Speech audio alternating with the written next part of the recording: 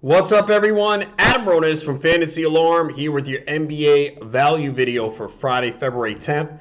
11 games on the slate, day after the trade deadline, so a lot of players are going to be out. We have injuries.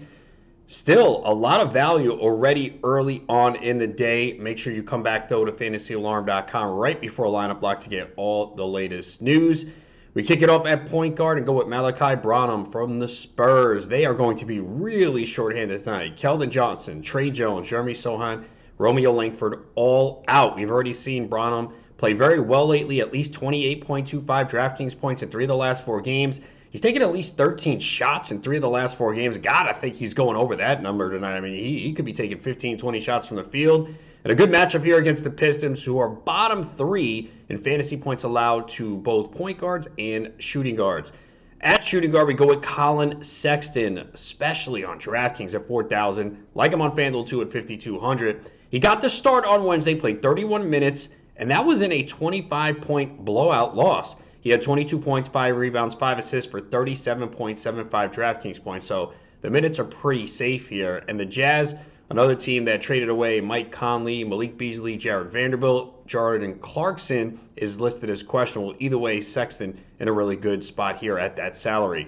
At small forward, we'll go with Norman Powell. Clippers, another team that did a lot at the trade deadline. But most importantly, Kawhi Leonard is out due to injury management. Reggie Jackson, Luke Kennard, John Wall all traded, and none of the players they acquired look like they're going to play tonight. Powell's even been good with Leonard and George on the floor, especially lately. He has at least 30.5 DraftKings points in 4 of the last 5. He's played at least 30 minutes in 4 of the last 5. And he's hit 39 DraftKings points in 3 of the last 5. And you could see that tonight. I'd expect him to start, even if he doesn't. He could see 32, 35 minutes. So Powell in a really good spot here tonight. At power forward, going to go with Zach Collins. The Spurs, as I mentioned, shorthanded. They also traded Jakob Poeltl as well. And we saw the last time that Collins got an opportunity to start, he had 18 points, 12 rebounds for 41 DraftKings points. He hasn't been playing a lot of minutes, obviously coming off the bench, but most minutes he's played recently was 22 on January 30th. He had 14 points, 11 rebounds for 35.25 DraftKings points, and a great matchup here against the Pistons. Finally, at center, we'll go with Mark Williams. I think he's going to start for Charlotte, but even if he doesn't, he's probably going to see 20, 25 minutes. 3,200 on DraftKings. Definitely get him in there. A little bit more pricey on FanDuel at 4,800, but he was one of the biggest winners at the trade deadline. Mason Plumlee was traded, so we got a high floor here for Mark Williams. Now, the Celtics aren't a great matchup, but they do allow the 7th most rebounds to the center position.